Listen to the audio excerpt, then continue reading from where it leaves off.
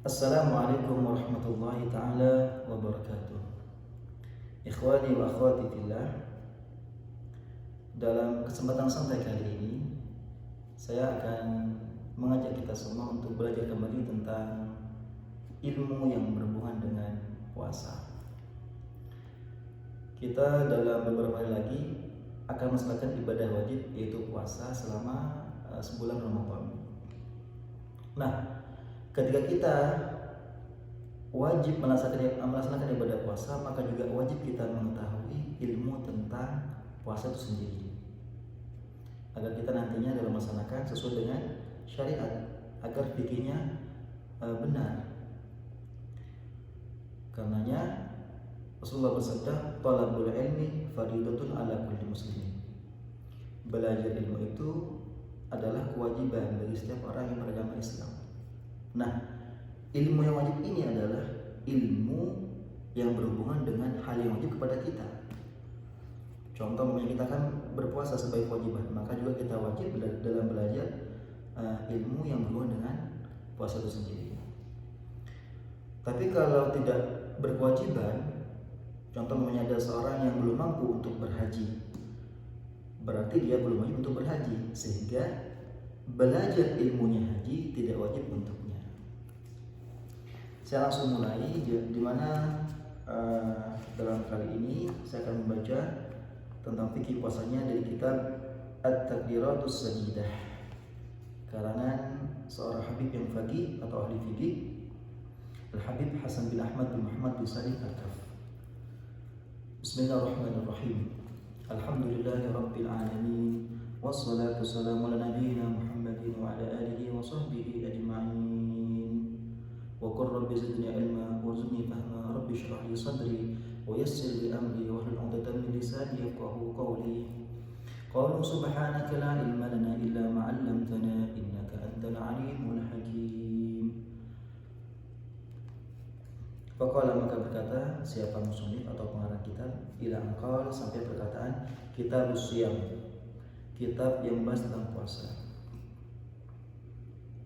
Jadi di mana puasa ini kita akan mengenal dari definisinya. Pertama adalah secara bahasa, lugatan, dalam secara bahasa, mutlaqul imsak artinya adalah mencegah apapun itu bentuknya. Jadi secara bahasa adalah kita mencegah dari apapun itu sudah puasa, tapi secara bahasa. Contoh, kita mencegah untuk berbicara dengan orang lain, itu merupakan puasa, tapi secara bahasa. Atau kita mencegah keluar rumah, itu adalah puasa secara bahasa. Tapi dalam hal ini kita akan membahas tentang istilahnya secara syar'an atau secara syar'i. Syar'an, adapun dalam istilah syara' atau dalam istilah fikih, apa itu puasa? Al-imsaku, yaitu mencegah diri, an jami'il mufattirati, dari semua hal yang membatalkan kepada puasa. Min tulu'il fajri, dari terbitnya fajar, ila ghurubisy syamsi, sampai ke tenggelamnya matahari. Artinya puasa secara istilah adalah kita mencegah diri dari hal yang membatalkan puasa dari subuh sampai ke maghrib. Biniyatin makhsusatin, dengan niat yang khusus. Itu definisi dari as-shiyam atau puasa dalam istilah fikih. Kemudian saya langsung membahas tentang rukunnya puasa, karena puasa ini merupakan ibadah yang tidak lepas dari rukun. Artinya dalam puasa rukun ini harus ada. Kalau tidak ada satu di antara rukunnya, maka puasanya batal. Arkanus shaumi, adapun rukun-rukun puasa, itnani, yaitu ada dua perkara. Ar-ruknul awal, adapun rukun yang pertama, an-niyatu, yaitu niat. Sawa'un akana fardhon am naflan, baik puasa itu merupakan puasa wajib ataupun puasa sunnah. Kenapa dalam kita berpuasa wajib ataupun sunnah harus niat? Berdasarkan liqouli Nabi sallallahu alaihi wasallam, sebab sabda Nabi sallallahu alaihi wasallam, innamal a'malu binniyat. Setiap amal perbuatan itu tergantung dari niatnya. Sekarang kita harus mengetahui apa itu niat. Kalau dalam istilah fikih, niat itu adalah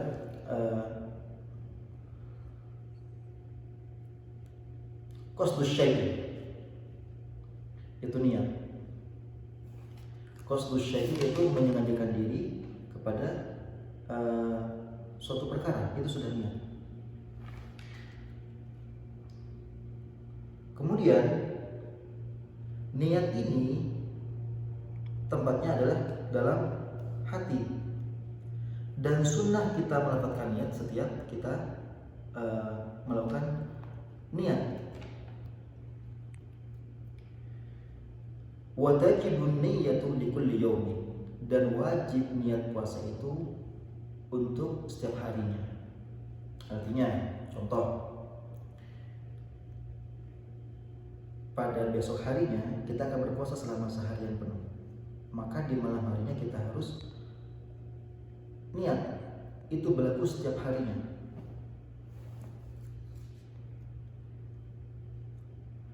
Dan niat ini harus ada gambaran dalam hati ketika melakukannya. Di sini dikatakan wala yakfi, dan tidak cukup anha dari niat at-tasahhur, sebatas makan sahur saja. Wa in qasada bihi taqawi ala shaumi, walaupun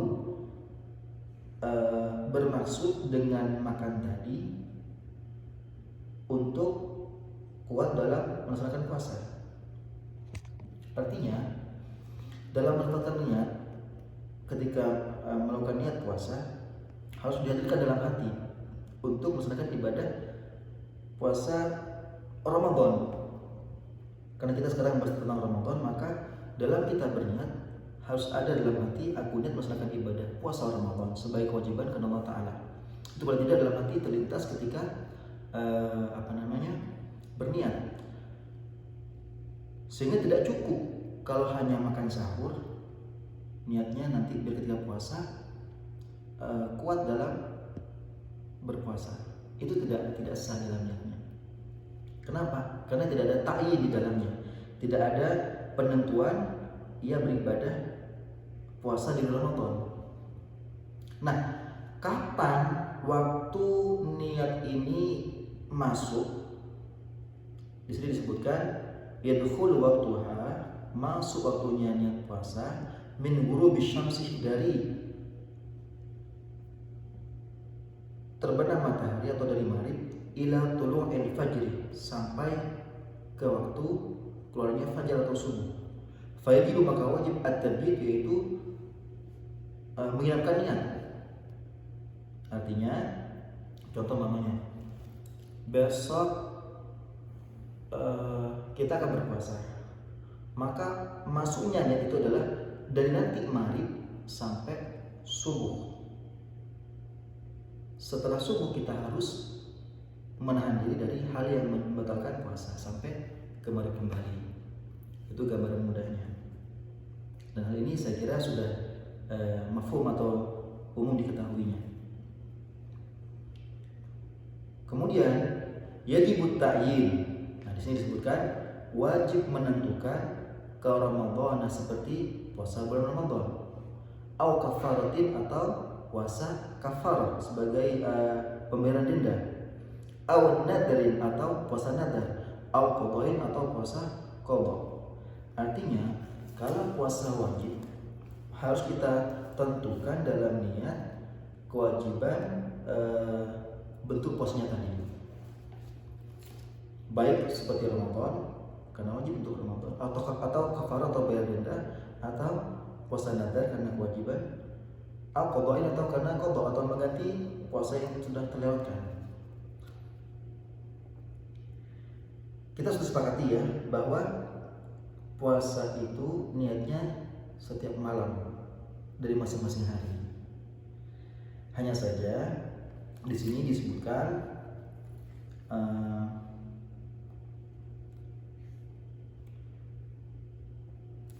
walakin tusannu, dan akan tetapi tusannu disunnahkan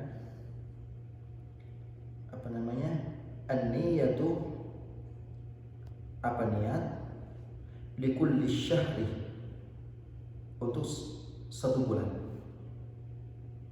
Alal mutamadi, dalam pendapat yang lebih kuat. Jadi di mana kita juga disunahkan niat untuk sebulan penuh. Artinya contoh, malam ini adalah malam pertama Ramadan, besok adalah hari pertama Ramadan. Maka dalam malam ini kita disunahkan untuk melafalkan niat untuk sebulan penuh. Di samping kita nanti setiap harinya adalah niat setiap hari atau setiap malam, atau menginapkan niat. Kenapa demikian? Wafiha, ada di dalamnya faidah, ini ada dua faidah atau dua hal yang berguna. Pertama, yang pertama, sihhatu shaumi yaumin nasiyat tabitan niyyati fihi.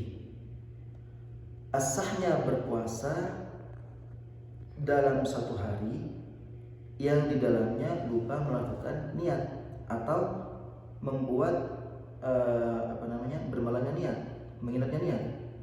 Ala madhabil Imam Malik, dalam pendapatnya madhab Imam Malik. Jadi dalam madhab Imam Malik cukup niat itu dalam malam satu Ramadan sekali aja niat untuk sebulan. Tapi dalam inti Syafi'i kita harus niat setiap malamnya. Nah, kita dianjurkan juga mengikuti pendapatnya madhab Imam Malik. Kenapa?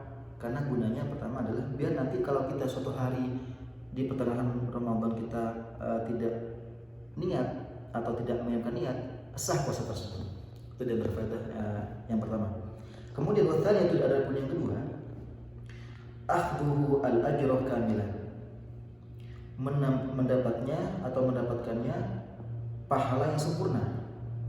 Lau mata qabla tamam syahri, walaupun ia mati sebelum sempurnanya atau dilewatkannya sebulan, i'tibaran bi niyatihi, karena yang dianggap adalah sebab niatnya tadi.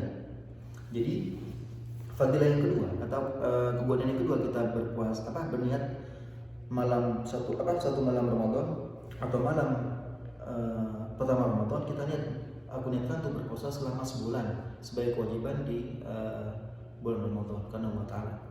Maka kita dengan niat tersebut, kalau seandainya naudzubillah tapi meninggal di pertengahan Ramadan, kita mendapat pahala puasa selama Ramadan. Itu diantara faedahnya kita niat di malam pertama untuk selama sebulan. Di sini disebutkan wa akmalun niyyati, dan paling sempurnanya niat ayatalah fadhah, ia atau orang yang akan berpuasa melafadzkan mustahdiran biqalbihi, dengan menghadirkan hatinya. Apa bentuknya? Nawaitu shauma gadin an adai fardhi syahri ramadhana li hadhihi sanati lillahi ta'ala. Itu bentuk bahasa Arabnya. Kalau diterjemahkan, aku niat berpuasa besok untuk melaksanakan kewajiban bulan Ramadan dalam tahun ini karena Allah Ta'ala. Jadi kita dalam melafadzkan kalimat seperti barusan sunnah, tapi niatnya itu adalah ketika dalam hati. Itu tentang niat. Niat untuk puasa Ramadan atau puasa wajib. Adapun puasa sunnah, waktunya dari maghrib sampai ke sebelum zuhur, jadi memanjang waktunya. Contoh, hari Senin akan berpuasa, puasa sunat Senin umpamanya, dia akan berpuasa Seninnya. Nah, dia lupa belum berniat dari maghrib sampai setelah subuh. Nah, ketika terbit matahari hampir duha, dia ingat bahwa dia akan berpuasa sunnah hari Senin. Kemudian dia menetapkan niat, maka itu sah puasa sunnahnya. Karena untuk niat puasa sunnah adalah waktunya tidak sampai subuh, melainkan memanjang sampai sebelum zuhur. Dengan catatan, dengan syarat pastinya adalah setelah subuh sampai dia melakukan niat belum pernah melakukan atau belum sempat melakukan hal yang membatalkan puasa. Kemudian sekarang kita akan membahas rukun yang kedua, yaitu Dimana tadi kita sudah ketahui bersama bahwa dalam puasa ada dua rukunnya. Pertama niat, yaitu niat. Sedangkan yang kedua adalah rukun yang kedua yang harus ada dalam puasa, tarku mufattirin, meninggalkan hal yang membatalkan puasa, dzakiran, dalam keadaan ingat, mukhtaron, dalam keadaan atas pilihannya sendiri, bukan karena dipaksa, ghairu jahilin ma'dhurin, tanpa dia bodoh yang diudurkan.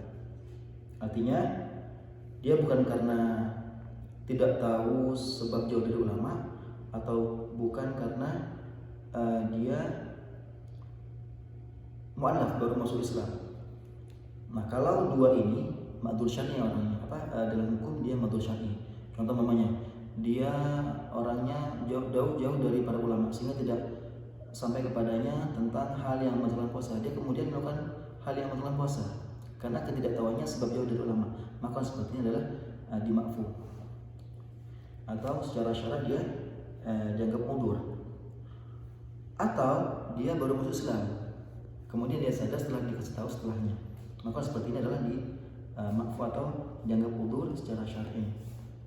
Jadi intinya rukun yang kedua adalah meninggalkan semua hal yang membatalkan puasa. Sekarang kita bahas biar mudah untuk dipaham. Jadi saya tidak membaca kitab, tapi istilahnya secara kesimpulan, secara global agar mudah dipaham. Pertama, niat dalam rukun puasa. Yang kedua adalah meninggalkan segala hal yang membatalkan puasa. Nah, ini perlu kita ketahui, karena kalau kita sudah mengetahui hal yang membatalkan puasa, maka sah sudah dengan kita menjauhinya setelah kita mengetahui. Hal yang membatalkan puasa ada 9. Kalau kita rincikan, ya ada berapa? 9. Pertama adalah tidak memasukkan sesuatu kepada salah satu lubang yang 5.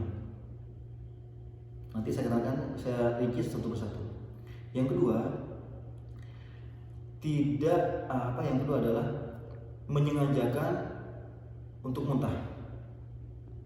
Intinya pertama, yang membatalkan puasa memasukkan suatu apapun atau benda atau barang kepada salah satu lubang yang 5. Yang kedua, muntah dengan disengaja. Yang ketiga, bersenggama walaupun tidak keluar mani. Yang keempat, keluar mani walaupun tanpa bersenggama. Yang kelima, keenam, ketujuh, berhubungan dengan perempuan, haid, nifas, dan melahirkan. Yang kedelapan, hilang akal. Nanti saya akan rinci. Kemudian yang 9 adalah ridha atau murtad. Itu 9 hal yang membatalkan puasa. Pertama, saya rincikan, adalah memasukkan sesuatu atau barang atau apapun kepada sesuatu lubang yang 5. Apa saja lubang yang 5 ini? Pertama adalah mulut. Yang kedua adalah hidung. Yang ketiga adalah telinga. Yang keempat adalah kemaluan depan. Yang kelima adalah kemaluan belakang. Sekarang saya rinci satu persatu. Pertama adalah mulut. Dalam mulut ini, yang membatalkan puasa adalah memasukkan sesuatu ketika sampai ke batas batin atau dalam. Di mana batas batin itu adalah di dalam pelafatan atau tempat makhrajul huruf h. Jadi kalau kita melakukan huruf h, itu adalah batas terakhir. Kalau sampai ketelan ke dalam itu, maka batal. Apapun itu, kecuali nanti ada pengecualian. Pertama adalah pengecualiannya ludah. Kalau ludah ini kita minum, maka tidak batal dengan 3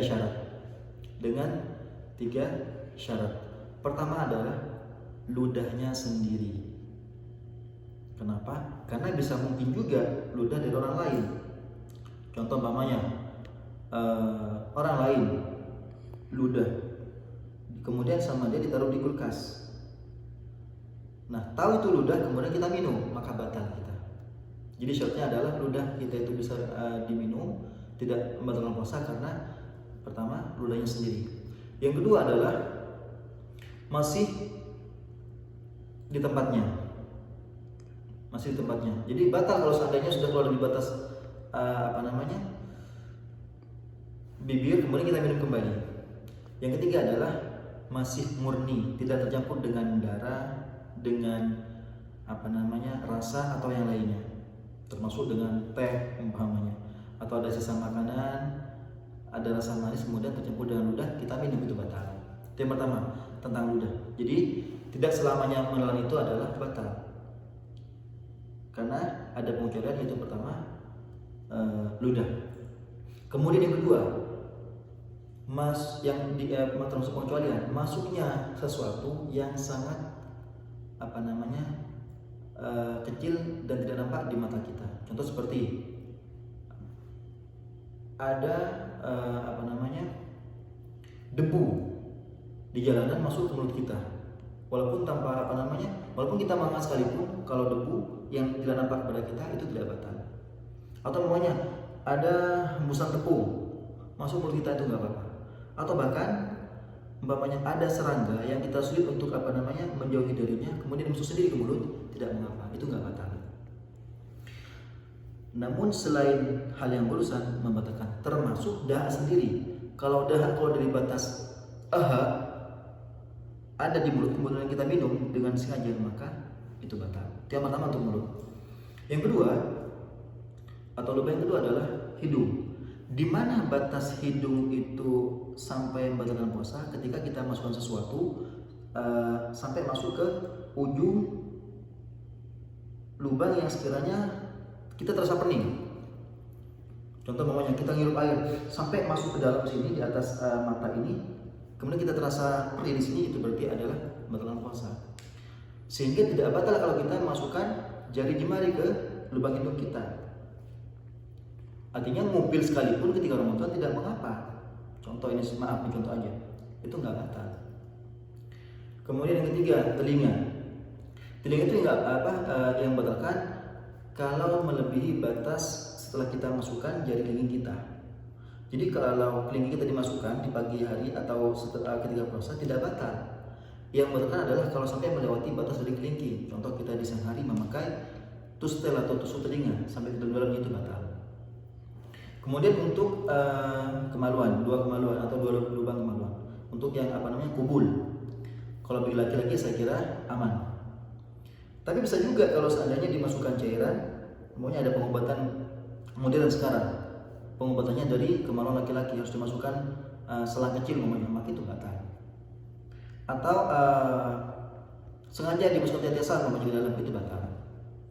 Kemudian kemaluan perempuan bagian depan, itu batal kalau sekiranya dimasukkan sedikit apapun dari sesuatu, termasuk dengan jari. Karenanya Allah Subhanahu wa taala sudah menciptakan perut jari jemari ini untuk membersihkan kemaluan perempuan ketika dia dalam membersihkan kemaluannya. Sehingga akan batal seorang perempuan kalau seandainya dia ketika dalam membersihkan kemaluannya, maaf saya contohkan, maaf ini sekedar untuk dipaham aja. Kemudian ujung jarinya dimasukkan ke bagian kemaluannya, maka itu batal. Jangan sampai istilahnya ada hal yang masuk di antara jari jemarinya. Jadi kita yang bersihkan harus pakai dengan perut jarinya. Termasuk juga untuk laki-laki atau perempuan ketika istinja atau membersihkan bagian belakang, itu juga harus dengan perut jemarinya. Jangan sampai dimasukkan ujung jari ini ke lubang tersebut, maka kalau seandainya dimasukkan maka jadi batal. Itu yang pertama, memasukkan sesuatu ke salah satu lubang yang kelima. Kemudian yang kedua adalah muntah dengan disengaja. Maka ketika dia ada kesengajaan dalam memuntahkan dari dalam perutnya, maka batal. Kecuali dia tidak bisa menghindar dari muntah, artinya tidak ada kesengajaan darinya. Contoh, suatu saat dia jalan ikut mobil kemudian muntah, itu namanya tidak disengaja. Kecuali dia tahu kalau setiap dia naik mobil dia akan muntah, maka kalau dengan seperti ini dia akan batal. Kemudian selanjutnya yang ketiga adalah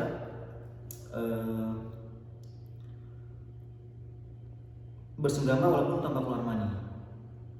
Secara mutlak bagi laki-laki ketika memasukkan kemaluannya atau bagian depan yang disebut hasyafah ke kemaluan pada perempuan, maka batal langsung puasanya walaupun tanpa keluar mani. Termasuk juga perempuannya juga batal. Selanjutnya adalah keluar mani walaupun tanpa bersenggama dengan cara apapun, karena keluar mani tidak harus bersenggama. Ketika ada kesengajaan mengeluarkan maninya, maka secara otomatis batal. Kemudian selanjutnya adalah haid. Ini sudah lumrah di semuanya. Seorang perempuan puasa sampai sebelum maghrib keluar darah haidnya, maka secara otomatis batal. Wajib dia nanti mengqadha di setelah Ramadan. Kemudian nifas dan wiladah. Contoh maunya ada seorang yang ahli ibadah, emang kalau dia nggak berpuasa dia memaksa untuk berpuasa, padahal dirinya adalah dalam keadaan hamil tua. Contoh umpamanya dia berumur 9 bulan kandungannya atau masa hamilnya, umur hamilnya, kemudian berpuasa. Ternyata di tengah hari dia melahirkan, maka batal puasanya, harus dia qadha di kemudian hari setelah Ramadan. Selanjutnya adalah yang ke-8, hilang akal. Nah, hilang akal ini ada banyak bentuknya. Pertama adalah hilang akal sebab gila. Nah, yang membatalkan puasa itu adalah gila walaupun sebentar. Contoh namanya ada seorang berpuasa dari subuh sampai setelah asar. Setelah asar dia gila sebentar. Tapi yang mesti adalah gilanya gila secara fisik, bukan gila batin seperti gila dunia. Namanya itu tidak membatalkan puasa kalau hanya gila gila batin atau gila dunia.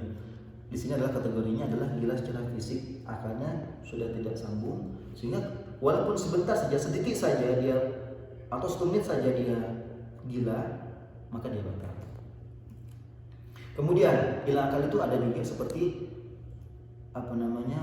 pingsan atau dia mabuk. Maka orang seperti ini tidak batal.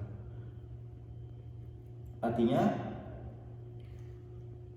orang yang batal puasanya dengan pingsan kalau sekiranya dia dari subuh sampai maghrib tidak pernah sadar. Jadi kebalikan gila tadi. Artinya kalau seandainya dia setelah sahur sebelum subuh dia pingsan sampai maghrib, puasanya batal karena full selama masa puasa. Tapi kalau seandainya ada sadarnya walaupun sebentar, contoh dia setelah sahur pingsan sampai duhur. Ketika duhur dia sadar sebentar, oh udah siang ya, kemudian dia tidur lagi, pingsan lagi sampai maghrib, maka puasa seperti ini sah. Kemudian selanjutnya adalah tidur. Nah, tidur tidak membatalkan puasa walaupun seharian. Tapi kalau masalah sholat nanti dalam pembahasan lain, ini kita bicara tentang yang membatalkan puasa. Kemudian yang ke-9 adalah riddah atau murtad. Artinya punya keyakinan bahwa Allah itu bukan Tuhan, atau melakukan sesuatu yang membuat dirinya adalah keluar dari Islam, atau mengatakan bahwa masih ada nabi setelah Nabi Muhammad SAW, atau mengatakan bahwa puasa Ramadan tidak wajib, atau menolak Tuhan selain Allah SWT, maka itu adalah murtad. Dengan segala itu juga batal puasanya. Itu tentang hal yang membatalkan puasa. Artinya puasanya batal dan dia wajib untuk mengqadanya, yang disebut dengan al-mubtilah. Juga ada yang disebut dengan al-muhbitat. Jadi dalam hal puasa itu yang pertama adalah membatalkan puasanya sehingga dia wajib qada. Yang kedua adalah itu disebut dengan mufattirat. Dia disebut dengan mufattirat. Al-mufattirat yang membatalkan puasa secara utuh. Kemudian ada namanya al-muhbitat. Apa itu al-muhbitat? Ia di sini disebutkan wahiyah. Sedangkan al-muhbitat itu adalah ma tubtilu thawab as-shaum. Ia membatalkan pahalanya puasa. namun ia tidak membatalkan puasanya. Karena Rasulullah bersabda, "Kam min sha'imin laysa lahu min shaumihi illa al-ju' wal 'atash."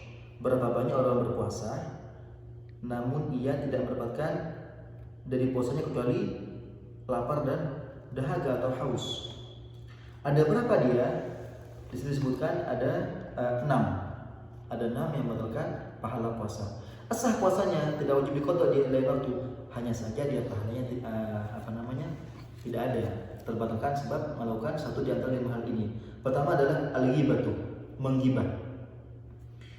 Kita sudah mengetahui tentang ghibah, yaitu menyebutkan kekurangan saudaranya atau hal yang membuat saudaranya marah kalau ketika dia mendengarnya atau hadir pada saat kita membicarakan kepada orang lain. Itu yang pertama, ghibah. Yang kedua adalah an-namimah, yaitu mengadu domba. Itu juga membatalkan pahala puasa. Yang ketiga adalah al-kadzibu, berbohong. Yang keempat adalah an-nadharu lima yahramu aw lima yahillu bi syahwatin, yaitu melihat sesuatu yang Allah haramkan atau melihat yang halal tapi dengan syahwat.